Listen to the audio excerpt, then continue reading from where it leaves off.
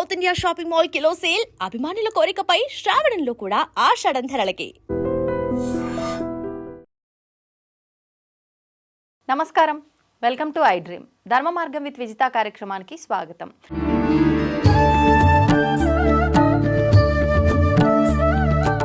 ప్రస్తుతం మనతో పాటు ఉన్నారు జ్యోతిష్య, వాస్తు, ముహూర్త, సాముద్రిక శబ్దాగమ, స్మార్థాగమ, తర్క, వ్యాకరణ, మీమాంస, ద్వయ, పురాణ, న్యాయ నిరుక్త, ప్రాతిసాక్ష్య విద్యార్థి డాక్టర్ కామవరపు విజయ మారుతి శర్మ సిద్ధాంతి గారు. ఇప్పుడు వారితో మాట్లాడి భాద్రపద మాసంలో వినాయక చవితి ఎందుకు జరుపుకుంటాము, జరుపుకోవడం వెనకాల ఆంతర్యం ఏంటి, దానికి సంబంధించిన విషయాలన్నీ కూడా ఇప్పుడు అడిగి తెలుసుకుందాం. నమస్కారం గురువుగారు. దీర్ఘాయుష్మతి భవ చేయాలి తల్లి, జయోస్తు విజయోస్తు. ముందుగా మీ ఐ డ్రీమ్కి దినదినాభివృద్ధిరస్తు అని ఆశీర్వచనం చేస్తున్నాను. ధన్యవాదాలండి. మనకి కొన్ని అంటే 12 మాసాలు ఉన్నప్పటికీ కొన్ని మాత్రం ప్రత్యేకమైన మాసాలు. ఖచ్చితంగా ఈ మాసాలు దేవతారాధనకే పరిమితం అని చెప్పి ప్రత్యేకించి ఆరాధిస్తూ ఉంటాం. అందులో విశేషంగా తీసుకుంటే భాద్రపద మాసం. అసలు ఏంటి భాద్రపద మాసంకి అంత విశిష్టత ఎందుకు వచ్చింది, ఆ విశిష్టత గురించి వివరించండి. ఇంకొకటి, ఈ భాద్రపద మాసం వచ్చింది అనగానే చిన్నపిల్లల నుంచి పెద్దవాళ్ళ వరకు కూడా మంచి సందడి వాతావరణం ఉంటుంది. నవరాత్రులు 9 రోజుల పాటు మీకు అర్థమైపోయే ఉంటుంది. ఆ గణపయ్య పూజలు ఎందుకు ఈ భాద్రపద మాసంలోనే ఆచరిస్తాం, దాని గురించి వివరించండి. తప్పనిసరిగా తల్లి. అలాగే నేను కార్యక్రమం ప్రారంభించే ముందుగా మీ ఐ డ్రీమ్ ప్రేక్షకులందరికీ, మీ స్టాఫ్ అందరికీ కూడా ఆశీర్వచనాలు తెలియచేస్తూ, అలాగే నాకు ఇష్టమైనటువంటి తెలుగు పద్యంతో ప్రారంభిస్తున్నాను. ఓం శ్రీ మహాగణాధిపతయే నమః, ఐం మహాసరస్వత్యై నమః, శ్రీ సదాశివాది సప్తగురుభ్యో నమః, అస్మత్ మాతాపితృభ్యో నమః, అస్మత్ గురు పరంపరాయ నమః. తుండమునే గదంతమును తొరపు బజయు వమహస్తము మెండుగ మ్రోయు గజ్జలను మెల్లని చూపులు మందహాసమున్ కొండగ గుజ్జు రూపమున కోరిన విద్యలకెల్ల వజ్జయి ఉండెడి పార్వతీతనయా ఓయ్ గణాధిప నీకు మృఖ్యధ శ్రీ మహాగణాధిపతియే నమః. భాద్రపద మాసం విశిష్టత మీరే ముందు చెప్పారు. పిల్లలు హడావుడి చేస్తూ ఉంటారు, పిల్లల దగ్గర నుంచి పెద్దల దాకా కూడా. మొత్తం భాద్రపద మాసంలో 3 రకాల విశేష కార్యక్రమాలు ఉన్నాయమ్మా. మొట్టమొదటిది వినాయక నవరాత్ర మహోత్సవములు, రెండవది అనంత పద్మనాభి వ్రతం, మూడవది అంటే బహుళపక్షంలోకి వచ్చేటప్పటికీ ఈ పితృదేవత అర్చన, దాన్నే మహాలయ పక్షాలు అంటారు. ఈ 3 కూడా ప్రధానంగా ఉన్నటువంటివి. ఇకపోతే మీరు అడిగినటువంటి ప్రశ్నలో గణపతి నవరాత్రులు ఏ విధంగా చేయాలి అని అన్నారు, దాని మీద క్లుప్తంగా వివరిస్తున్నాను. సహజంగా మొదటి నుంచి కూడా చాలామందికి తెలుసున్న విషయం ఏమిటంటే, వినాయక చవితి రగాయతు 9 రోజుల పాటు చేస్తూ ఉంటారు. ఇది సర్వసాధారణంగా ప్రజల్లో వెళ్ళిపోయినటువంటిది. అది ఎందుకు వెళ్ళిందో, ఎలా వెళ్ళిందో నాలాంటి వాడు చెప్పలేడు కానీ కాకపోతే అది తప్పనే చెప్తాను. కారణం ఏమిటంటే, మనకి ముద్గల పురాణము అనేటువంటి పురాణం ఉంది. అలాగే గణపతికి సంబంధించిన అనేక తాంత్రిక గ్రంథాలు ఉన్నాయి. వాటి ఆధారంగా చూసుకుంటే ఎప్పుడు చెయ్యాలి అన్నది మీ నోటి గుండానే చెప్పిస్తాను. ఇప్పుడు వసంత ఋతువులో వసంత నవరాత్రులు మనం ప్రారంభిస్తాం. ఎప్పటి నుంచి ప్రారంభిస్తామండి? పాడ్యం రకాయతు. పాడ్యం నుంచి దశమి దాకా 9 రాత్రులు పూర్తి చేసుకుని 10వ రోజున మనం ఉద్వాసం చెప్పేస్తాం. అలాగే ప్రతి నవరాత్రులు కూడా ఆశ్వీజ మాసంలో ప్రారంభమయ్యేటువంటి శరదృతువులో వచ్చేటువంటిది శరన్నవరాత్రులు అంటారు. అవి కూడా పాడ్యమి దగ్గర నుంచే ప్రారంభమవుతాయి, దశమితో పూర్తవుతాయి. అలాగే గుప్త నవరాత్రులను చేస్తుంటాం.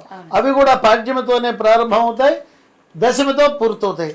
మరి వినాయక చవితి వచ్చేటప్పటికి సవితి రోజున చేయటం ఏమిటి అంటే ఇలా అనుకోవచ్చేమో కదా, అవన్నీ అమ్మవారికి సంబంధించిన విశేషాలు, ఇది స్వామివారికి సంబంధించింది, ఇలా జరగాలేమో. చక్కటి ప్రశ్న వేశారు. అమ్మవారికే కాదండి, అయ్యవారికి కూడా ఉన్నాయి. ఇప్పుడు భద్రాచలంలో వసంత నవరాత్రులు వాళ్ళు చేస్తారు. ఒక్కొక్క రోజున ఒక్కొక్క అవతారంగా వాళ్ళు చేసిన పాడ్యమి నుంచే చేస్తారు. ఫలానా దేవతకి ఈ రోజున ప్రారంభించాలి, ఫలానా రోజున నవరాత్రులు ప్రారంభమని ఎక్కడా లేదు. దేనికైనా అమావాస్య వెళ్ళిన తర్వాత పాడ్యమిలగాయతో దశమి దాకా చేయాలి. ముఖ్యంగా గణపతి నవరాత్రులు కూడా పాడ్యమిలగాయతు ప్రారంభించి 9 రోజులు కార్యక్రమం చేసి 10వ రోజున ఉద్వాసన చెప్పాలి. ఇది గ్రంథాల్లో ఉన్న విషయం, నా సొంత పైత్యం ఏమాత్రం కాదు. దానికి సంబంధించిన అథారిటీస్ మీకు చెప్తాను. దీనికి సంబంధించింది ముద్గల పురాణం ప్రధానమైనటువంటిది. ఆ ముద్గల పురాణంలోనే అలాగే సారతాళ సంగ్రహణం అనేటువంటి ఈ యొక్క గ్రంథంలో కూడా గణపతి నవరాత్రులు ఎప్పటి నుంచి చేయాలి, ఏ విధంగా చేయాలి అని దానిలో చాలా సుస్పష్టంగా చెప్పబడింది. పాడ్యమిలగా అయితే చేయాలి, నవమి దాకా చేయాలి, దశమి రోజున నిమజ్జన మహోత్సవం చేయాలి. అయితే వినాయక చవితి రోజున ఏం చేయాలి అంటే దానిలోనే చెప్పారు, స్వామివారి కళ్యాణం చేయించమని చెప్పారు. అంటే స్వామివారికి కళ్యాణ మహోత్సవం అన్నది వినాయక చతుర్థి రోజున చెయ్యమని శాస్త్ర వాక్యం. అంటే ఏదైనా మనం ఆచరిస్తున్నాము అంటే అది మన పెద్దవాళ్ళు ఆచరిస్తారు, దాన్ని మనం ఆచరిస్తూ వస్తూ ఉంటాం. వాళ్ళు దేన్ని ఉద్దేశించి ఆచరిస్తారు అంటే ఇప్పుడు ఈ పురాణాలు శాస్త్రాల నుంచి వాళ్ళ ముందర వారు తీసుకొచ్చి చెప్పింది ఆచరిస్తారు.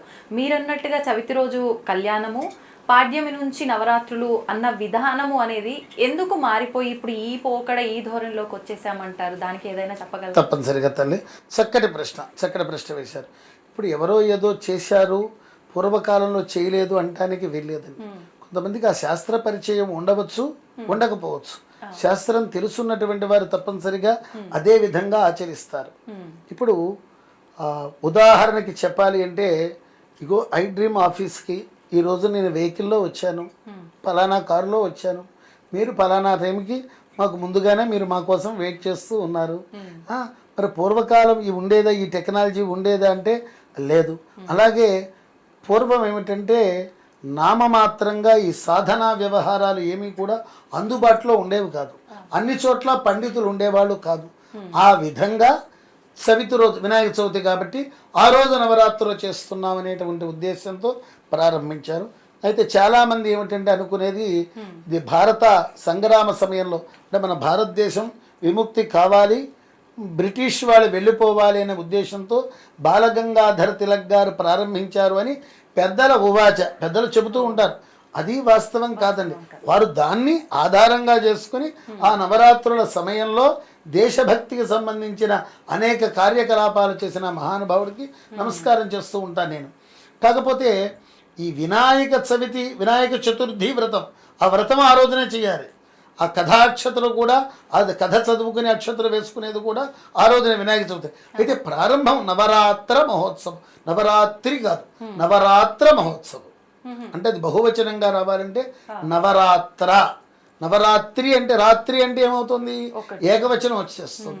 దాన్ని 9 రోజుల పాటు చేసే కార్యక్రమాన్ని నవరాత్ర అంటే తాకు రాకారం ఇవ్వాలి.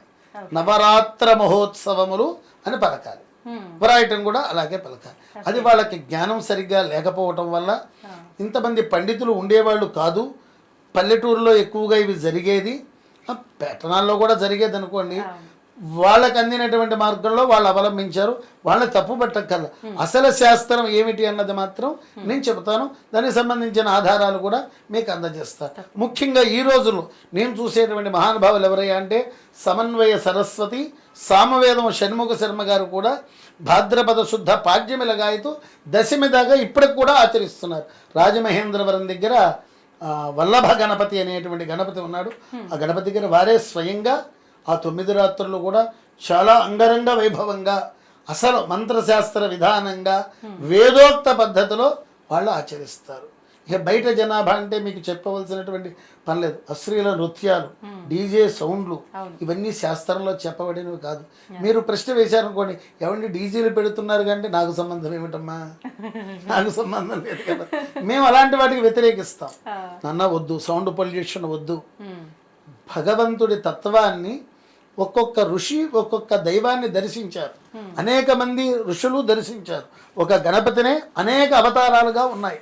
ముఖ్యంగా షోడశ గణపతులు, అలాగే ద్వాత్రింశ గణపతులు అంటే 32 గణపతులు, అలాగే కాశీపట్టణంలో 56 గణపతులు ఉన్నాయి. సరే 54 అని ఒకరు, 56 అని ఒకరు, అవాద 56 సరైనటువంటిది. ఓకే. శత గణపతులు 100 గణపతులు. శత అంటే అక్కడ కేవలం 100 అనే కాదు, శత అంటే అనేక గణపతులు అని అర్థం. దాన్ని తీసుకుని ఆ ఆరాధనలు చేసేటువంటి వాళ్ళు కూడా ఇప్పటికి కూడా ఉన్నారమ్మా. మేము కూడా మా గ్రామంలో దమ్మపేట మా గ్రామం అంటే మండల హెడ్ క్వార్టర్, అక్కడ కూడా శత గణపతి విధానంగా శత కలశములను ఏర్పాటు చేసి 2-3 సార్లు చేయించాను వాళ్ళ చేత.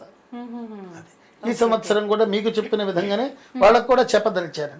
పాడ్యమిల గాయతు 9 రోజులు ఆచరించండి, అది మంచిది అని శాస్త్రంలో ఉన్న మాట, లేని మాట నేను చెప్పను. ఇప్పుడు మరి అండి, ఇప్పుడు వినాయక చవితి రోజు ఆచరిస్తున్నాం కాబట్టి అది వినాయకుడి యొక్క వ్రతమో పండగో పూజో కాబట్టి వినాయక చవితి అని ఆ పండగకి ఒక పేరు పెట్టుకున్నాం. ఈ పాడ్యమి నుంచి అంటే ఇంకా అది వినాయక నవరాత్రులు అని చెప్పి అనాలా? మంచి ప్రశ్న. ఇప్పుడు విజయదశమి అంటున్నారు మీరు.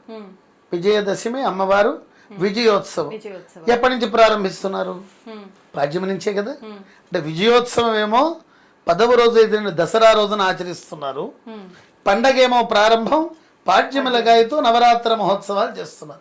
ముఖ్యంగా 3 రోజులు, దుర్గాష్టమి, మహర్నవమి, విజయదశమి. ఆ నవమి రోజున మహిష సంహారం, మహిషాసుర మర్దన జరిగింది. దాన్ని విజయోత్సవం చేసుకోవడమే దసరా పండగ. ఇప్పుడు అర్థమైందనే భావిస్తున్నాను. అర్థం కాకపోతే మరలా అడగండి, ప్రశ్న సమాధానం. అర్థమైంది, నాకైతే అర్థమైంది, ప్రేక్షకుల సంగతి ప్రేక్షకులు కూడా అర్థం కావాలని కోరుకుంటున్నాను. మరైతే ఇప్పుడు ఏ దానికైనా ఇది ఇప్పుడు ఆచరిస్తున్నాము అంటే ఒక అర్థం అనేది ఉంటుంది, దాని వెనకాల ఆంతర్యం. ఇప్పుడు ఈ భాద్రపద మాసంలో పాడ్యమి రోజు నుంచి ఆచరించిన మనం ఫైనల్గా చేసుకునేది వినాయక చవితి చేసుకుంటున్నాం. ఆ రోజు కళ్యాణం చేసినా ఏం ఆచరించినా ఎందుకు, అసలు ఉద్దేశం ఏంటి? ఒక ఉదాహరణ ఏదైనా. గణపతి జన్మించినటువంటి తేదీ చతుర్థి, అంటే చవితి రోజున ఆయన జన్మించాడు. అంటే పార్వతి అంటే దీని అవతారాల్లో మళ్ళీ చాలా చాలా అవతారాలు ఇంతకు చెప్పాను చూసారు. మనకి 16 గణపతులు, 32 గణపతులు, 56 గణపతులు, అలాగే శత గణపతులు. ఆ విధానం వాళ్ళ జయంతులు మళ్ళా వేరు, భాద్రపద మాసంలో రావవి వాళ్ళ జయంతులు వేరు. అలాగే ఇప్పుడు మనకి అమ్మవారికి సంబంధించినటువంటి దశమహావిద్యలు ఉన్నాయి, 10 రకాల అమ్మవారులు. అది ఒక్కొక్క రోజున ఒక్కొక్క తిథి రోజున ఆవిడ జన్మించింది, ఆశ్వీజ మాసంలోనే కాదు. అది ఎలాగైతే ఉందో ఇది ముఖ్యంగా పరమేశ్వరుడు బయటికి వెళ్ళటం, పార్వతీదేవి నలుగు పిండితో తయారు చేయటం, దానికి ప్రాణప్రతిష్ఠ చేయటం, తర్వాత పరమేశ్వరుడికి అడ్డుపడి లోపలికి వెళ్ళనివద్దంటే త్రిశూలంతో ఖననం చేసి గజముఖాన్ని పెట్టినటువంటి రోజు ఏదైతే ఉందో అది భాద్రపద శుద్ధ చవితి. ఆ రోజు నుంచి కూడా ఆయన పునర్జీవితాన్ని చేసిన దగ్గర నుంచి కూడా లోకలోకాలు, త్రిలోకాలే కాదు, గంధర్వ లోకంలోను, యక్షలోకంలోను, కిన్నెర లోకంలోను, బ్రహ్మలోకంలోను, విష్ణులోకం అంటే విష్ణులోకం అని అనకూడదు, వైకుంఠం అనాలి. అలాగే పరమేశ్వరుడి యొక్క లోకం పేరు ఏమిటంటే పరమేశ్వర లోకం, శివలోకం అనకూడదు, కైలాసం అనే అనాలి, అమ్మవారి లోకం అని అనకూడదు. ఈ మధ్యన అందరికీ తెలుసున్నటువంటిది, గృహప్రవేశాల సమయంలో ఎక్కువ మంది ఆడవాళ్ళు చేస్తున్నారు మణిద్వీపం, ఆ మణిద్వీపం అనే అనాలి అమ్మ. అలాగే గణపతికి సంబంధించిన లోకం కూడా ఒకటి ఉంది, దాని పేరు స్వానంద లోకం అంటారు. అది ఇక్షుసాగరంతో నింపబడి ఉంటుంది, అంటే చెరుకు రసంతో నింపబడి ఉంటుంది. ఆ సముద్రం మొత్తం కొన్ని యోజనాలు వెడల్పు, కొన్ని యోజనాలు పొడవు, ఆ ఇక్షుసాగరంలో ఆయన ఉంటారు.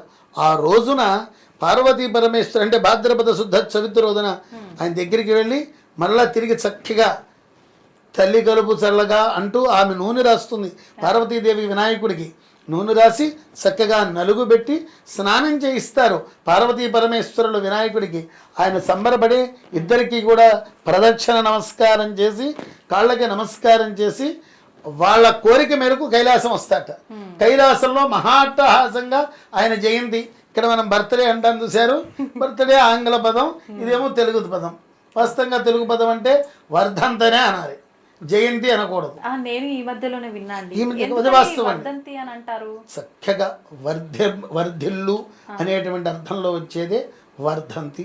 దీనికి కావాల్సిన ప్రమాణం శృంగేరి జగద్గురువులు యొక్క పుట్టినరోజు కూడా వర్ధంతి అనే పెడతారు. వర్ధయే నమేనం వర్ధయ అంటే ఏమిటి? వర్ధిల్లు వర్ధిల్లు వర్ధిల్లు అని చెప్పడమే వర్ధంతి. అయితే దీన్ని అశ్లీల పదంగా మార్చేశారు కొంతమంది. ఎప్పుడు మార్పు చెందిందో తెలియదు కానీ ఒక భాషాభిమానిగా మేము బాధపడుతూ ఉంటారు. వర్ధాపన క్రియ అని ప్రత్యేకంగా వేదంలో ప్రతిపాదించబడిందండి. అంటే ఆయుష్ హోమాలతో పాటు ఈ క్రమం అంటే పుట్టినరోజు చేసుకోవలసిన విధానం ఉంది. ఆ ప్రకారంగా ఆచరిస్తే ఆయుక్షీణం అయినటువంటి వాళ్ళకు కూడా కొద్ది కాలం ఆయుర్దాయం పెరిగేటువంటి అవకాశం వస్తుంది. అది తల్లి. గురుగారు, ఒక చిన్న సందేహం అండి. ఇప్పుడు మీరు చెప్పిన ఈ శివుడు పరమేశ్వరుడి కథ ఏదైతే ఉందో, అంటే మనం ఉన్న ఇన్ని రూపాలలో గణేశుడిది ఈ రోజు ఎందుకు ఆచరిస్తున్నాం అనే దానికి మీరు ఒక ఉదాహరణ చెప్పారు. ఇది సాధారణంగా మనం వింటూ ఉంటాం. అంటే అమ్మవారు అలా తయారు చేసి పెట్టడము, ఈయన అడ్డుకోవటము, ఆయన స్వామివారు ఈయన ఎవరు అనేది తెలియకుండా ఆయన శిరస్సుని ఛేదించడం, ఇదంతా అంటే శివుడాజ్ఞ లేనిదే చీమైనా కుట్టదు అంటారు. మరి ఆయనకి ఇక్కడ ఉన్నది ఎవరు, ఏ పర్పస్ తో ఉన్నాడనేది తెలియదు అంటారా? మంచి ప్రశ్న తల్లి. సర్వాంతర్యామైనటువంటి శివుడికి తెలియనటువంటి విషయం మీరే అన్నాడు, శివుడి ఆజ్ఞ లేనిదే చీమైనా కుట్టదని. పాము కుట్టినా సరే ఆ విషయం కూడా ఎక్కదు. శివాజ్ఞ లాంటిది. యమధర్మరాజునే పక్కన పంపించేశారు ఇచ్చిన మాట కోసం. మార్కండేయుడి గురించి పూర్ణాయుర్దాయులు చేశాడు. కల్పకల్పాలు బ్రతికి చిరంజీవుల్లో ఆయన ఒకడయ్యాడు. అలాగే ఆయన తెలియక కాదమ్మా. కొంత దుష్ట శిక్షణ జరగాలి అంటే కొన్ని జరగాలి, కొన్ని జరగాలి. ఈరోజు మీరు నాకు ఇంటర్వ్యూ చేస్తున్నారు. ఈ కెమెరాసు ఇంతమంది వీళ్ళు సహా వీళ్ళ యొక్క విధానంలో ఉండబట్టే మీరు నడపగలుగుతున్నారు. మీరు ఒక్కడూ నడపలేరు. అలాగే మీరు ఇప్పుడు నన్ను చేసేది ఇంటర్వ్యూ కావచ్చు, నాకన్నా మహానుభావులతో మీరు ఎన్నోసార్లు ఇంటర్వ్యూ చేశారు. వాళ్ళ కూడా లక్ష్యం ఏమిటి? ప్రధాన లక్ష్యం మేము ఎవరు వచ్చినా, పండితులు అన్న వాళ్ళు ఎవరు వచ్చినా లోక శ్రేయస్కరమైనటువంటి విషయం చెప్పటం కోసమే వస్తాం, కానీ లోక నాశనం కోసం అయితే రావు.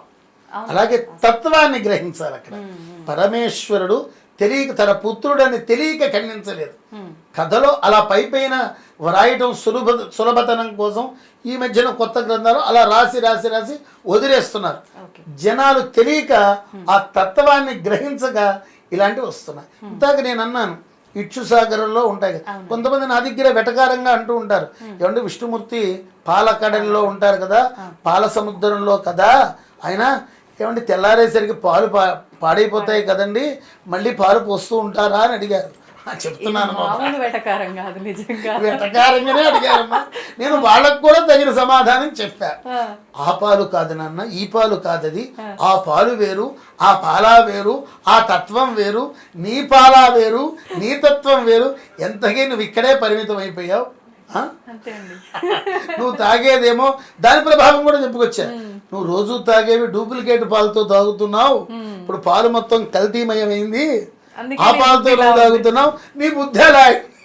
ఆ ప్రశ్న వేసాను. నేను కూడా చెప్పడం జరిగింది, ఈ పాలు కాదమ్మా, వాటికట డ్యామేజ్ అన్నది లేదు అసలు. అలాగే వినాయక లోకంలో, ఇక్షుసాగరంలో ఉన్న ఆయన, దధి లోకంలో ఉన్న, దధి అంటే పెరుగు, లవణ సముద్రంలో అవన్నీ పాడవు. ప్రత్యేకంగా రోజు స్విమ్మింగ్ పూల్లో వాటర్ లాగా మార్చాల్సినటువంటి అవసరం ఏమాత్రం లేదు. అదే ఆయన కళ్ళు మూసుకుంటే దాన్ని ఎప్పుడూ ఫ్రెషే కదా అవి, ఆయన దగ్గర నుంచే. ఆ పాల ద్వారానే మొత్తం లోకం అంతా క్షేమంగా ఉంటుంది. ఆయన పాలకడల్లో ఉంటూ గోవులు పట్ట నింపుతూ, గోక్షీరం కూడా అందుకనే అనమాట, గోక్షీరం పవిత్రం అని చెప్తుంటాం. అది విష్ణులోకాన్ని నుంచి వచ్చినటువంటిది. సర్వదేవతలు కూడా ఆ గోవులో ఉన్నారు. తద్వారా వచ్చినటువంటిది. ముఖ్యంగా విష్ణుమూర్తి ఆ పాల పొదుగులో ఉండి ఆ వైకుంఠంలో ఉన్న పాలే గోమాతకి ఇస్తాడు. ఆ గోమాత పాలు మనం తాగినట్లయితే చాలా ఆరోగ్యవంతులు అవుతారు. ఇంత తత్వం ఉంటుంది. అంటే పరమేశ్వరుడు తెలియకుండా సంహరించాల. రాక్షస సంహారం కోసం గజాసురుడు అనేటువంటి రాక్షసుడు వినే ఉంటారు మీరు. ఆయన శివభక్తుడు, తనలో ఐక్యం అందాలని కోరిక.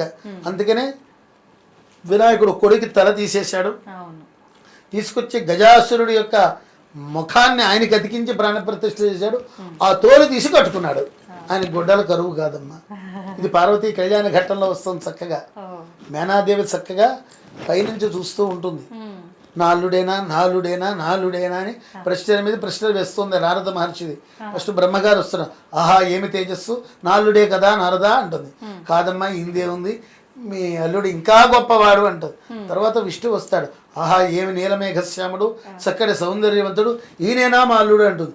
కాదమ్మా, ఇలా ఎవరు వచ్చిన ఇంద్రాది దేవతలందరూ వస్తారు, వాళ్ళందరికీ కూడా ఈయన కాదమ్మా, ఈయన కాదమ్మా, అసలు ఈయన అందం వీళ్ళ అందం ఏంటి, ఆయన అందం ఏంటి అంటారు. చిట్ట చివరిలో ఓ మొలతాడు మాత్రమే ధరించి చుట్టూ కూడా భూత ప్రేత పిశాచ గణాలు ఉంటూ తైతక్కలాడుతూ తై తై తై తా బసేరబా అంటూ విచిత్ర నాట్యాలు చేస్తూ బట్టలు లేకుండా ఉన్న వ్యక్తి వస్తుంటాడు. చిచ్చి వీడెవడు అని పక్కకు తప్పుకుంటే ఆయనే నీ అల్లుడమ్మా అంటుంది.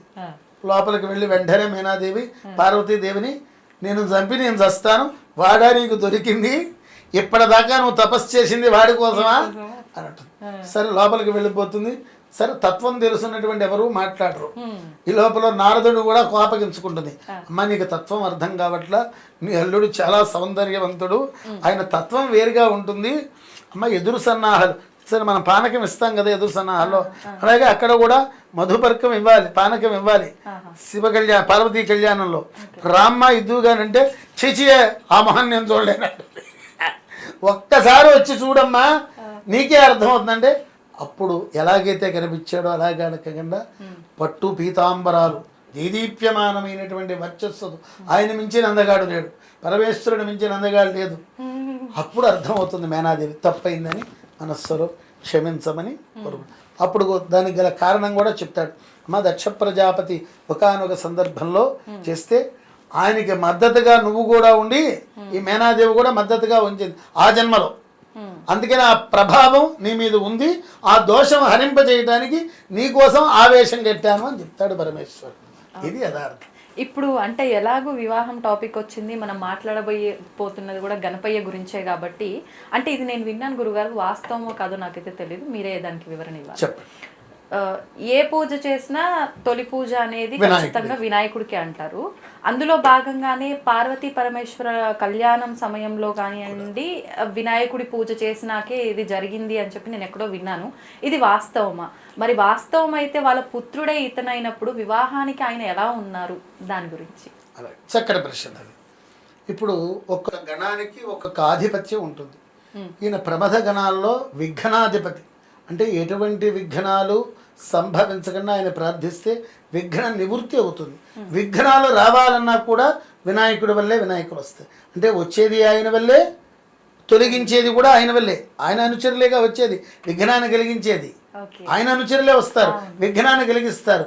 ఈయన ప్రార్థన చేస్తే విఘ్న నివృత్తి జరుగుతుంది, వాళ్ళు వెళ్ళిపోతారు, అభయం ఇస్తాడు. అయితే మీరు అడిగినటువంటి ప్రశ్నలో మరి పార్వతీ పరమేశ్వర కళ్యాణంలో కూడా ముందుగా మనం ఆయన ఉన్నప్పుడే ఇది జరిగిందమ్మా. శివ కళ్యాణంలో కూడా గణపతి యొక్క ప్రార్థనతోనే, అంటే గణపతి అన్నది పరబ్రహ్మ స్వరూపం, వీళ్ళ పుత్రుడిగా మాత్రమే కాకుండా ఇది గణపతి ఉపాసనా క్రమంలో చెప్పబడినటువంటి విధానాలు చాలా ఉన్నాయి. ముందు ఉన్నాడు పరబ్రహ్మ స్వరూపంగా, ఆయన ఓంకార రూపంలో ప్రజ్వరిల్లాడు, ఆయన ఆరాధన చేసిన వాళ్ళు ఉన్నారు. శివపుత్రుడుగా జన్మించినటువంటిది అనేక సందర్భాల్లో జరిగింది. ఆయన స్వయం ప్రకటితంగా ప్రకటించిన అవతారాలు వేరు. ఎప్పుడు పుట్టినా సరే పార్వతీ పరమేశ్వరుల పుత్రుడుగానే పుడతా అని చెప్పాడు ఆయన. అందుకని ఆయన రూపాలు ఉన్నా. అయితే ఈ త్రిపురాసుర సంహార వధ కథ ఇప్పుడు మీకు గుర్తు చేయాలి. త్రిపురములు అంటే 3 పురాలు. వాళ్ళు త్రిపురాసురులు, అసురులు, రాక్షసులు. వాళ్ళు బ్రహ్మదేవుడి గురించి తపస్సు చేస్తాడు. సహజం, ఆ మంత్రానికి లొంగి తీరాల్సిందే, ఎట్లాంటి దైవమైనా లొంగి తీరాల్సిందే. ఆ మంత్ర ప్రభావం చేత బ్రహ్మదేవుడు ప్రత్యక్షమై మాకు చావు లేకుండా వరం ఇవ్వమని అడుగుతారు. ఇది అసాధ్యం నాయన, ఇది ఏమాత్రం సాధ్యపడదు, పుట్టినవాడు గిట్టక తప్పదు అని చెప్పినా వినరు. అయితే మరి ఇంకో రకంగా చెప్పండి అంటే అప్పుడు వీళ్ళు ఆలోచించి చాలా పగడ్బందీగా ఒక వరం కోరతారు. మేము ఏ ఆయుధము చేత బాధింపబడకూడదు, అలాగే మేము ముగ్గురం కూడా 3 పురాలు కట్టుకుంటాం. ఒకటి సువర్ణముతోనూ, ఒకటి వెండితోనూ, ఒకటి ఇనుముతోనూ తయారు చేసుకుంటారు. 3 పురాలు. ఈ 3 పురాలు ఒక సరళ రేఖ మీదకి వచ్చినప్పుడు ఆ రోజున ఆరుద్ర నక్షత్రం అయితే ఆ రోజున కూడా శివుడు కదిలి వస్తే, శివుడు బాణం వేస్తే అప్పుడు మేము చావాలి ఆ వరం అంటారు. ఎందుకంటే శివుడు అసాధ్యం ఆరుద్ర నక్షత్రం రావాలి, 3 వాళ్ళ చేతిలో పని కదా. ఒకడు ఇక్కడ ఉంటాడు, ఒకడు అక్కడ ఉంటాడు, ఒకడు ఇంకో చోట ఉంటాడు. 3 ఒక సరళరేఖ మీద రావడం అంటే అసాధ్యం. వాళ్ళ ఆలోచనలు అలా ఉంటాయి. దానికి తగ్గట్టుగానే మహావిష్ణు రచన కూడా ఉంటుంది.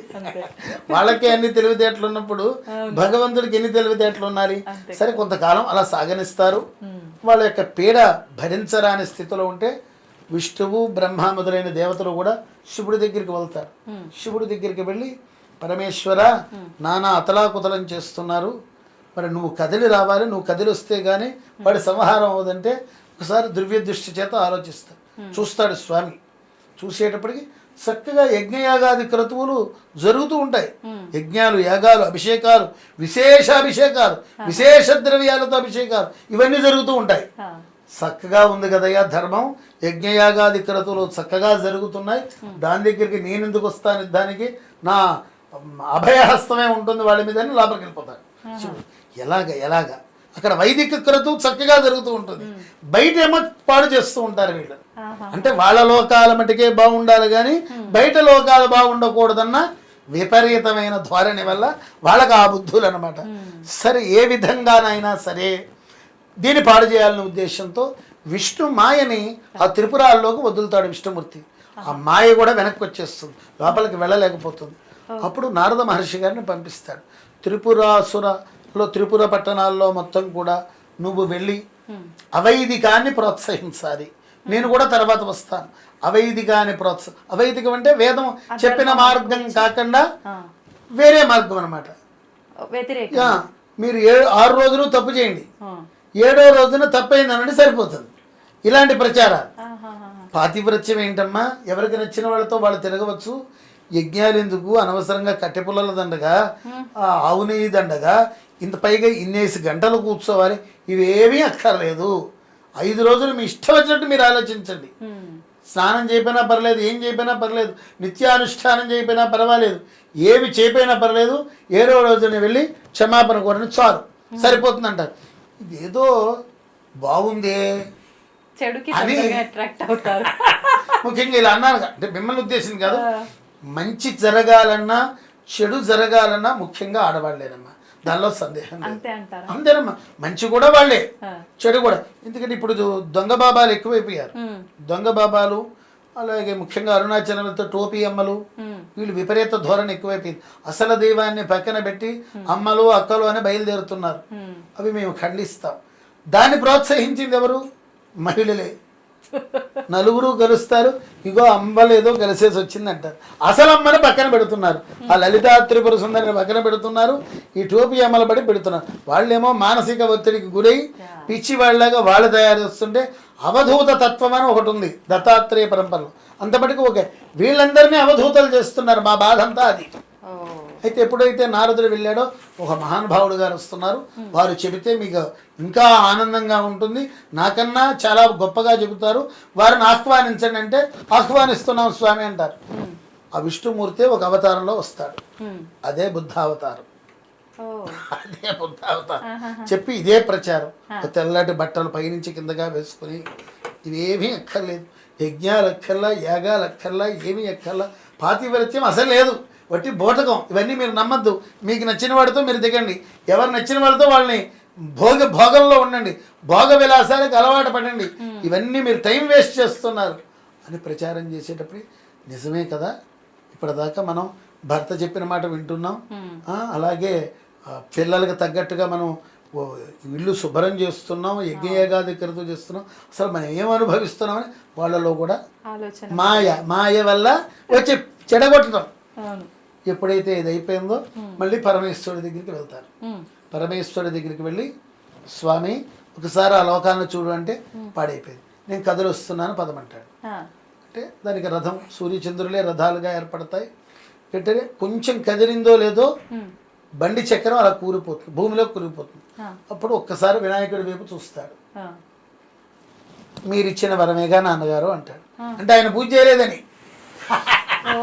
మీరిచ్చిన వరమే కదా నాన్నగారు అని ఆయన దండం పెడతాడు. ఎందుకంటే ఆయన గతంలో గణాధిపత్యం ఇచ్చాడు, అది కూడా ఆధిపత్యం లాగా కుమారస్వామికి వినాయకుడికి పోటీ పెడతారు. మొత్తం తిరిగి వచ్చిన వాళ్ళు ముల్లోకాలు తిరిగి వచ్చి మొట్టమొదటి ఎవరైతే ఇక్కడికి వస్తారో వాళ్ళకే ఆ పదవి అప్పచెప్తానంటారు. అవునండి. కుమారస్వామి నెమలి వాహనుడు కదా, ఆయన వెళ్ళిపోతూ తిరుగుతూనే ఉంటాడు. ఈయన తెలివికి బుద్ధికి గణపతి, ప్రతిదానికి కార్యకుశలతకి గణపతి. కుమారస్వామి కళ్యాణం జరగడానికి కూడా గణపతే కారణం. కుమారస్వామి కళ్యాణం, కుమారస్వామి మహా అందగాడండి. ఏ ఆడవాళ్ళ వంక అలా చూసేవాడు కాదు. ఒక రోజున వల్లీదేవి అడవిలోంచి వస్తూ ఉంటే ఈయన అసలు ఏమాత్రం పట్టించుకోకుండా వెళ్ళిపోతుంది. ఆయనకి ఇది బాధ కలుగుతుంది, కుమారస్వామికి ఇది బాధ కలుగుతుంది. ఇది బాధ కలిగి అన్నయ్య ఇప్పటిదాకా నన్ను వెంటపడుతూ ఉంటే అందరూ నేను పెళ్లి చేసుకోలేదు, ఈవిడేమో కనీసం నా వంక కూడా చూడలేదు, కనీసం ఇలా కూడా చూడలేదు, నువ్వు చేసుకుంటావా నాన్న పెళ్ళి అంటాడు నాయుడు. చేసుకుంటాను, ఇంకేముంది కలిపేస్తానంటాడు. నువ్వు అలా వెళ్ళి ఒకసారి అంటాడు. ఆవిడ వెళ్తున్న మార్గంలోనే వెళ్తాడు, ఆవిడ ఎదురొస్తుంది. పెద్ద ఏనుగుగా ప్రత్యక్షం అవుతాడు గణపతి.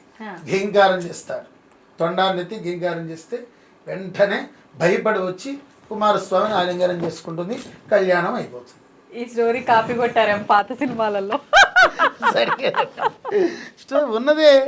ఉన్నదేనమ్మా విషయం. అందుకనే శివుడికి పూజ చేయాలన్నా ఎవరికి పూజ చేయాలన్నా గణపతిని పూజ చేయాలి. అప్పటికప్పుడు త్రిపురాసుర సంహార వదలో అప్పటికప్పుడు పసుపు చిన్న గణపతిని చేసి తమలపాకులో పెట్టి పూజ చేసి బయలుదేరుతాడు. త్రిపురాసుర సంహారం జరిగిపోతుంది.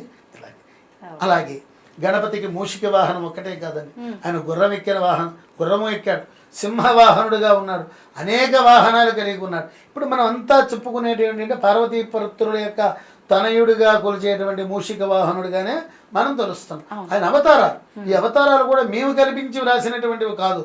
ఋషులు ప్రతి అవతారానికి కూడా ఋషులు కారకులు అవుతారు. ఋషులు వాళ్ళు దర్శించి ఫలానా కోరిక కోసం దుష్ట శిక్షణ శిష్ట రక్షణ కోసం పడేవే అవతారాలే ఈ యొక్క గణపతి అవతారాలు కావచ్చు, మిగతా అవతారాలు కావచ్చు. అది తల్లి. అయితే ఇప్పుడు మీరన్నట్టుగా మనం ఆరాధించేది మూషిక వాహనుడైన గణపయ్య.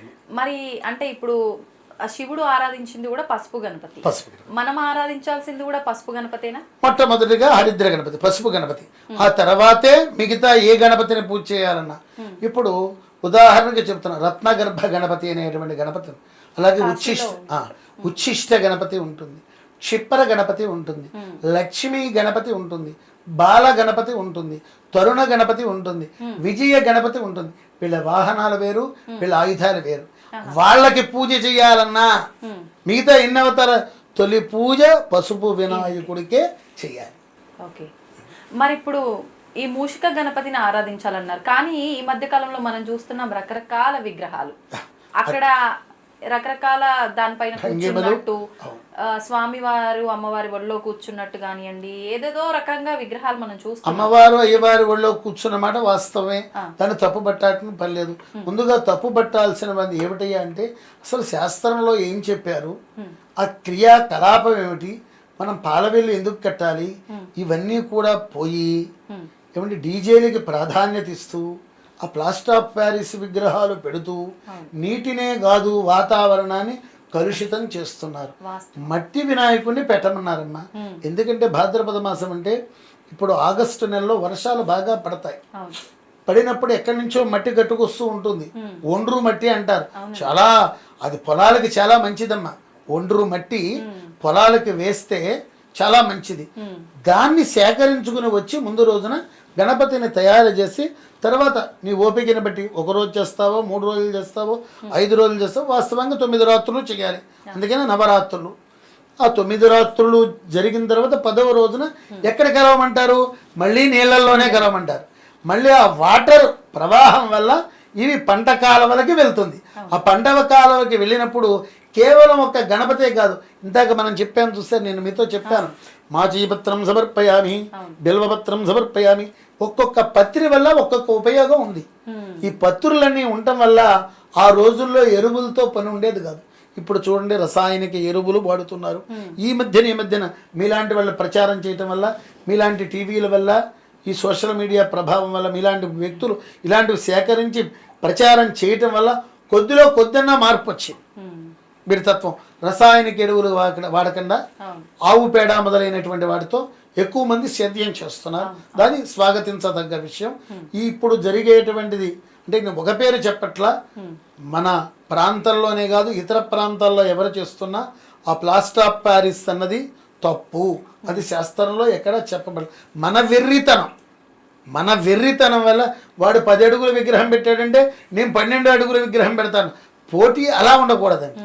పూజలో మనం చూపించాలి. ఎంతసేపు నిష్ఠతో పూజ చేసాం. నువ్వు నిమిషం చేయి, 2 నిమిషాలు చేయి, 10 గంటలు చేయి, 24 గంటలు చేయి. నిష్ఠ, స్వామి మీద మక్కువతో, ప్రేమతో, అభిమానంతో పూజ మీద పోటీ పడాలి కానీ విగ్రహాల మీద పోటీ కాదు. ఎవరు పెట్టినా మట్టి వినాయకుడినే పెట్టాలి. శాస్త్ర వచనం అది. ఇవన్నీ చెప్పబడి కనీసం మన బంగారపు దాంతో కూడా మనం పూజించాం. మన దగ్గర ఎంత బంగారం ఉన్నా, ఎంత వెండి ఉన్నా, వెండి విగ్రహాన్ని తీసుకొచ్చి పూజ చేయం. అవునండి. మట్టి, ఏ పురాణమైనా చూడండి, మట్టితో మృణ్మయం, మట్టితోనే చేయమన్నారు. మరి ఈ మధ్యన వెర్రికాలం వచ్చింది. మరి ఎందుకు వచ్చిందో ఏమిటో మాకైతే తెలియదు. కానీ కాకపోతే నాలాంటి వాడు ఖండించిన మిగతా పురోహిత వ్యవస్థ అందరూ కూడా ఒక ఏకత్రానికి వచ్చి ప్లాస్టర్ ఆఫ్ ప్యారిస్ విగ్రహం పెడితే మేము పూజ చేయం, మట్టి విగ్రహం పెట్టండి మేము పూజ చేస్తామని ఒక యూనిటీగా అందరూ వస్తే అది ఎంతో కాలం పట్టదమ్మా. సంవత్సర కాలంలోనే తేడా వచ్చేస్తుంది. ప్లాస్టర్ ఆఫ్ ప్యారిస్ ఎవరు వాడరు. అది ప్రభుత్వానికి మంచిది, మనకి మంచిది, లోకానికి మంచిది. లోకానికి పైగా వినాయకుడితో పాటు పత్రిని మొత్తం కలుపుతాం. ఆ పత్రి కూడా ఇప్పుడు మోసపు పత్రమ్మ. ఇప్పుడు బయట కొనుక్కుంటున్నారు. కొనుక్కుని రాకూడదు, మనం వెళ్ళాలి.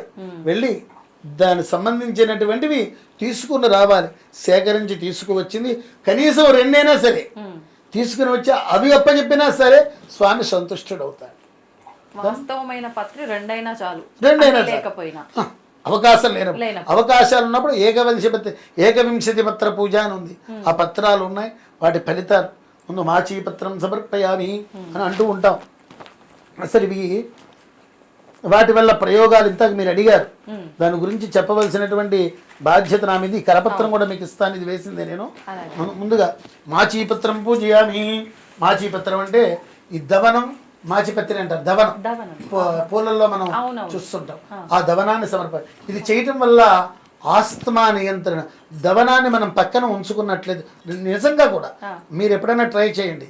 శ్వాసకోశ ఇబ్బందులు కలిగినప్పుడు ఆ దవనాన్ని ఒక పేపర్ పరిచి దవనం కొద్దిగా తీసుకుని పక్కన వేస్తే ఆస్తమా నివారణ అవుతుంది. ఇది ఆయుర్వేద శాస్త్రంలో చెప్పబడిన విషయం. నెక్స్ట్ బృహతీ పత్రం. బృహతీ పత్రం అంటే నేల మునగాకుని బృహతీ పత్రం అంటారు. ఇది వ్యాధి నిరోధక శక్తిని పెంచుతుంది. వ్యాధి నిరోధక శక్తిని పెంచుతుంది. సంతానం లేని వారికి నేల మునగ వేరుతో వైద్యం చేసినట్లయితే వాళ్ళకి ఎటువంటి లోపాలు లేకుండా సంతానం ఆలస్యం అవుతుంటే వెంటనే గర్భిణి అవ్వటం ఖాయం. దానిలో అన్నమాట అది వైద్యపరంగా. అలాగే బిల్వపత్రం అంటే మారేడాకు, మీకు తెలిసినటువంటి ఆ మారేడాకు వల్ల 1, 2 చర్మరోగ నివృత్తి. బిల్వాల్లో అనేక బిలాలు ఉంటాయి. సహజంగా త్రిదళం త్రిగుణాకారం త్రినేత్రం చ త్రియాయుధం త్రిజన్మ పాప సంహారం ఏకబిల్వం శివార్పణం. 3 దళాలే కాకుండా 5 దళాలు, 7 దళాలు, 9 దళాలు, 11 దళాలు కూడా మా ఇంటిలో వస్తూ ఉంటాయి. శ్రీశైలం అడవి ప్రాంతంలో ఉంటాయి. నేను మొదటిసారి కాశీ వెళ్ళినప్పుడు మా ఇంట్లో 3 మొక్కలు మొలిచాయి. అప్పుడప్పుడు 5 దళాలు, 6 దళాలు, 7 దళాలు, 9 దళాలు కూడా వచ్చిన సందర్భాలు ఎప్పుడో వస్తాయి. ఆ మారేడుది ఒక రకంగా కాదమ్మా. ముఖ్యంగా పంటి సమస్యలు, డెంటల్ సమస్యలు అంటారు సరే. ఇప్పుడు డాక్టర్ గారి దగ్గరికి వెళ్ళినా ఏమంటారు, బ్రష్ ఇలా అనద్దు, ఇలా అనండి, అలాగే ఇలాగే అనండి, గట్టిగా రుద్దద్దు, నెమ్మదిగా బ్రష్ చేయండి, 3 నెలలకి బ్రష్ మార్చండి అని వాళ్ళు సూచిస్తారు. అసలు మన పూర్వ పెద్దలు చెప్పినటువంటి మార్గం ఆయుర్వేద మార్గంలో అసలు 3 నెలలు ఏమిటి, ఏ రోజు బ్రష్ ఆ రోజే. ఒకటి ఉత్తరేణి పుల్ల అలా అంటాం. తర్వాత మారేడు, ప్రప్రథమే మారేడు పుల్లని, ఇంత పుల్లని తీసుకుని మీరు దంతాలతో గట్టిగా నవిలారనుకోండి, అది కుంచిలాగా ఒక బ్రష్ లాగా మారుతుంది. దాంతో మనం పళ్ళు తోముకోవటం ఈజీ. పళ్ళ గ్యాప్లో ఉన్నటువంటివి కూడా వచ్చేస్తాయి. ఆ నవలగా దాని గమ్ ఉంటుంది. ఆ గమ్ ఏమో చక్క ఇప్పుడు గమ్ము లేని కారణం చేత చిగుళ్ళ వ్యాధి మొదలైనటువంటి ఆ రూట్స్ చర్మ వ్యాధి అదంతా కూడా తరిగిపోతుంది. వాడికి కావాల్సినంత గమ్ ఏర్పడుతుంది. ఎప్పుడైతే గమ్ వచ్చిందో దవడలు గట్టి పడతాయి. తర్వాత దాన్నే మధ్యలోకి తీరిచేసేసి నాలుగు బెద్దలా గీసి పూర్వం అలాగే చేసేవారమ్మా. మీ తాతగారు కావచ్చు, సరే మీ నాన్నగారు అదే వేపుల్ల, అదే అసలు ప్రథమంగా చెప్పింది ఉత్తరేణి, ఈ బిల్వం, మారేడుపై ఇది గమ్ము ఎక్కువగా ఉంటుంది. ఆ తర్వాత మొహం పుల్ల, వేప తర్వాత మొహం పుల్ల అని ప్రత్యేకంగా ఉంటుంది. ఇదేంటండి మొహం పుల్ల? మొహం పుల్ల అంటే పల్లెటూరులో లభ్యమవుతుందమ్మా, దాన్ని మొహం పుల్ల అంటారు. దాన్ని కూడా అలాగే సేమ్, ఏ రోజు బ్రష్ ఆ రోజే, ఏ రోజు టన్ క్లీన్ ఆ రోజే, పైగా అది ప్రకృతి సంబంధమైంది. ఇలాగే ఎప్పుడైతే మీరు మారేడు కావచ్చు, వేప కావచ్చు, ఇలా దోవడం సాధ్యం కాదు, ఇలాగే అనాలి, ఇలాగే అనాలి. దానివల్ల ఏమిటంటే అమ్మా, కనీసం తేలు పాము కుట్టినా సరే విషం ఎక్కదు. తేలు జరి ఈ పుల్లలతో, దంత దావన వల్ల కాదు, ఈ పుల్లలతో మారేడు వేప, ఈ పుల్లలతో ఆ వేప మింగుతాం, కొద్దిగా మనం తెలియకుండానే మింగేస్తాం. అది వ్యాధి నిరోధక శక్తి బాగా పెంచుతుంది. తద్వారా చిన్న చిన్న క్రిములు అంటే తేలు జర్రి విషయం కూడా ఎక్కనీయకుండా చేస్తుంది. ఇది నా స్వానుభవం. ఎలాగంటే మా ఇదివరకు పూరీలు ఉండేది, తాటాకులు గుచ్చేవారు అనమాట, తాటాకుతో వేసేవారు, అల్లేవారు అనమాట. ఇళ్ళు సందర్భంలో తాటి జర్రి కప్పేటువంటి వ్యక్తికి కుట్టింది. నేను చూస్తూ ఉన్నా, తాత జర్రి కుట్టింది, పెద్ద జర్రి అని దాన్ని చంపేయకుండా చూస్తున్నామంటే, ఇదేం చేస్తుంది అబ్బాయి గారు నన్ను, నేను రోజు వేప పూలతో మొహం కడుగుతా, వేపరసం తాగుతా, నన్ను ఏం చేయదని. ఆశ్చర్యం వేసిందమ్మా. ఎంత ధీమాగా చెప్పారో చూడండి. ధీమాగా పగడ్బందీగా నన్ను ఏం చేయదండి అన్న, అంతే, ఏం కాలేదు. ఆ తర్వాత అది నేను నోట్ చేసుకున్నా, దాని మీద ఎంతో పరిశ్రమ చేశా, పరిశోధన చేశా. తద్వారా పాము విషయంలో కూడా ఎక్కకుండా విండే విధానాన్ని కూడా నేను అవలంబిస్తూ ఉన్నా. అలాంటిది ఉంది ఈ బెల్వపత్రం గురించి. తర్వాత దూర్వాయుగ్మం, గరిక. అసలు మీరు గరికతో పచ్చడి చేసుకుని తినండి. మీరు తోటకూర ఇది చేస్తుంటారు, గోంగూర పచ్చడి తినే ఉంటారు. మీరు గరికను కూడా సరదాగా గరికి తీసుకోండి. మీరు మిక్సీ పెడతారో రోట్లో అయితే మంచిదండి, రోటి పచ్చడిలాగా. దానిలోనే మీరు ఉల్లిపాయ ఉపయోగిస్తారు కాబట్టి ఉల్లిపాయ అది చేసుకోవచ్చు. మీరు గోంగూర పచ్చడి ఏ విధంగా చేస్తారో గరికి, అంటే వినాయకుడు పూజ చేసే గరితుండే, అది చేసి చూడండి ఎంత రుచిగా ఉంటుందో. మీరే చెప్పండి గురువుగారు, మీరు చెప్పింది బ్రహ్మాండంగా ఉంది అంటారు. ఒక ట్రైల్ వేయండి మీ ఇంట్లో వారి మీద, ట్రై చేయాలి. అలాగే దానివల్ల చాలా చాలా ఉపయోగం ఉన్నాయి. అలాగే దత్తూర పత్రం అంటే ఉమ్మెత్త, దీనివల్ల ఈ ఉమ్మెత్త వల్ల కీళ్ళ రోగాలు, ముఖ్యంగా ఇప్పుడు చిన్నపిల్లలగా అయితే పెద్దవాళ్ళ దాకా కీళ్ళ రోగాలు వస్తున్నాయి, వాత రోగాలు వస్తున్నాయి. ఈ కీళ్ళ రోగాలన్నిటినీ కూడా తట్టుకునేటువంటి శక్తి దీన్ని ఉపయోగించడం వల్ల కలుగుతుంది. తర్వాత అపామార్గ పత్రం, ఉత్తరేణి, ఇది కడుపులో ఉన్నటువంటి నుసి పురుగుల నివారణకి, అలాగే దంత పటుత్వానికి బాగా ఉపయోగపడుతుంది. అలాగే తులసి పత్రం, ఈ తులసి కూడా కేవలం వినాయక చవితి రోజు మాత్రమే పూజించాలి, కానీ వినాయకుడికి మిగతా రోజుల్లో పూజించకూడదు. ఇది గొంతు సంబంధించిన వ్యాధులకి బాగా ఉపయోగపడుతుందమ్మా. అందుకనే కాస్త మనం దగ్గు పడిసం వచ్చిన తులసాకు దానిలో వేసుకుని తాగరా అంటుంటారు పెద్దవాళ్ళు, దానికి గల కారణం అదే. తర్వాత చూతపత్రం అంటే మామిడి, ఇది కూడా చాలా చాలా నోటి పూతల్ని, మీకు నోటి పూత పూసింది, ఏదో పక్కన చిన్న లాంటి పుండు అవుతుంది ఒక్కోసారి, దాన్ని జామాకు కానీ జామాకుతో పాటు ఈ మామిడాకు లేత చిగుళ్ళు చప్పరిస్తే ఆ నోటి పూత అంటూ మాయమైపోతుంది.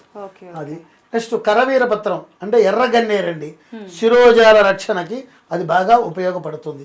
అలాగే విష్ణుక్రాంత పత్రం అంటే పొద్దుతిరుగుడు, ఇది చర్మ సౌందర్యం, జ్ఞాపక శక్తి పెంపొందిస్తుంది. దాడిమి ఫలం అంటే దానిమ్మ, అది వాంతులు విరోచనాలు బాగా అవుతున్నాయి అనుకోండి, మీరు ఓమికైండ్ ఏదో వేసుకుంటూ ఉంటారు, ఏదో కాస్త వికారంగా ఉంటాయి, దానిమ్మకు చప్పరించి దానిమ్మ గింజలు 2 తినండి, వెంటనే కంట్రోల్ అయిపోతుంది. చిన్న చిన్న టెక్నిక్స్. అది ముదిరి పడితే అప్పుడు డాక్టర్ దగ్గరికి ఎలాగో వెళ్ళాలి. ఇది ఓమికైన్ లాంటి మందు నేను చెప్తున్నాను అనమాట. దానిమ్మ ఆకులు కానీ దానిమ్మ గింజలు నోట్లో వేసుకుని చక్కగా చప్పరిస్తే వెంటనే వాంతులు కవర్ అయిపోతాయి. అలాగే దేవదారు పత్రం, అలాగే మరువక పత్రం అంటే మరువం అంటారు, ఏది స్త్రీలు మల్లెపూలలోని వాటిలో కనకాంబరాల మధ్యలో మరువం సుగంధం వస్తుంది అన్నమాట. దానివల్ల కూడా జ్ఞాపక శక్తి, ఈ పంటి నొప్పి బాధలు ఇవి నివారణ అవుతాయి. తర్వాత సింధువార పత్రం అంటే వావిలాకు, ఇది పంటి నొప్పికి దివ్య ఔషధం అండి. డాక్టర్ దగ్గరికి వెళ్ళి తర్వాత పెయిన్ కిల్లర్ మనకి ఇస్తారు, అదే పెయిన్ కిల్లర్ న్యాచురల్గా దీనిలో ఉంటుంది. ఓకే. ఇది వాడినట్లయితే పంటి నొప్పులు చాలా మటుకు తగ్గుతాయి. మామూలు ఉన్నటివి బాగా డ్యామేజ్ అయినవి నేను చెప్పట్లా, స్మాల్గా కొద్దిగా డ్యామేజ్ అయినవి బాగా ఉపయోగపడుతుంది. అలాగే సింధువార పత్రం, ఇది వావిలాకు, ఇది కూడా వ్యాధి నిరోధక శక్తిని పెంచుతుంది. అలాగే జాజి పువ్వు, సన్నజాజి అంటారు సార్, ముఖ్యంగా తలనొప్పి నివారణకి సన్నజాజి ఆయిల్ కూడా లభ్యం అవుతుంది ఇప్పుడు. తలనొప్పికి బాగా పనిచేస్తుంది, ముఖ్యంగా మైగ్రేన్ తలనొప్పికి ఇది బాగా పనిచేస్తుంది. అలాగే శమీపత్రం అంటే జమ్మి, ఈ జమ్మి ఆకుల వల్ల వెంట్రుకల్ని నల్లబరుస్తుంది, నోటి దుర్వాసన నివారణ చెందుతుంది. దీని గింజల చూర్ణం పాలతో తాగితే సంతానలేమితో బాధపడుతున్నటువంటి వాళ్ళకి ఆ సంతానలేమి సమస్యలను పోగొట్టి వాళ్ళలో ఆ దోషాలని నివృత్తి చేస్తుంది. జమ్మి ఆకు, జమ్మి గింజలు. తర్వాత అశ్వత్థపత్రం, దీన్నే రావి అంటారు. కంటి సంబంధించిన వ్యాధులన్నిటినీ కూడా కాకుండా 94 రకాల ఆ వ్యాధుల్ని నివారణ చేస్తుంది. అలాగే అర్జున పత్రం, తెల్ల మద్ది అంటారు. ఈ తెల్ల మద్ది గుండె ఈ మధ్యన పిల్లలకి బాగా వస్తుంది. 40-45 వాళ్ళకే, చిన్న పిల్లలకే హార్ట్ అటాక్లు ఎక్కువ వస్తున్నాయండి. మరి ఏ ప్రభావం ఏమిటో వాళ్ళు ముఖ్యంగా ఈ అర్జున పత్రం తెల్ల మద్దిని ఉపయోగించినట్లయితే గుండె చాలా దృఢంగా ఉంటుంది. కొంతమంది గుండె కొట్టుకుంటుంది, స్పీడ్గా కొట్టుకుంటుంది, వాళ్ళకి అవన్నీ కూడా నివారణ అవుతాయి. చివరిలో అర్కపత్రం అంటే జిల్లేడు, ఇది కూడా 64 వ్యాధులకి నివారణ కావిస్తుంది. ఈ పత్రాలు తప్ప మిగతా ఏ రొట్ట వేయకూడదు. ఇలా రొట్ట అంటున్నారని అన్నిదా భావించవద్దు, మిగతావన్నీ మా దృష్టిలో రొట్టే. ఈ 21 పత్రాలతో పూజ చేస్తే మీరు 3 రోజులు చేయండి, 5 రోజులు చేయండి, 9 రాత్రులు మాత్రం చెప్పబడింది. నవరాత్ర దీక్ష 9 రాత్రులు చేసి దాన్ని నీళ్ళల్లో కలపండి. మట్టి విగ్రహాన్నే పూజించండి. సర్వే జనాః సుఖినో భవంతు, లోకాః సమస్తాః సుఖినో భవంతు. కాలే వర్షతు పర్జన్యాః, పృథివీ సస్యశాలిని, దేశోऽयं క్షోభరహితో, బ్రాహ్మణాः సంతు నిర్భయాः, అపుత్రాः పుత్రిణः సంతు పౌత్రిణः, అధనాः శతనాः సంతు జీవంతు శరదాం శతం. మంగళం కౌసలేంద్రాయ మహనీయ గుణాత్మనే, చక్రవర్తి తనూజాయ సార్వభౌమాయ మంగళం. వేద వేదాంత వేద్యాయ మేఘశ్యామలమూర్తయే, పుంసాం మోహన రూపాయ పుణ్యశ్లోకాయ మంగళం.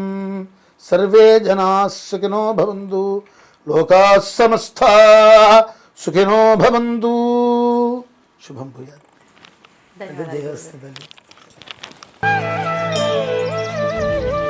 తవ్వండి, తవ్వుతున్న శివలింగం. సరే దాన్ని అట్లా కప్పేసేయండి, చూపించదండి. Krishna is there. మూర్తి పూజ కాదు, సాక్షాత్ బ్రజేంద్ర నందన భగవాన్ ఉన్నారు మూర్తిలో. ఏమీ ఆశించకుండా ఆరాధించే వాళ్ళు కూడా ఉన్నారా ప్రభుజీ? నిజమైన భక్తి అంటే మనకు తెలియదు కాబట్టి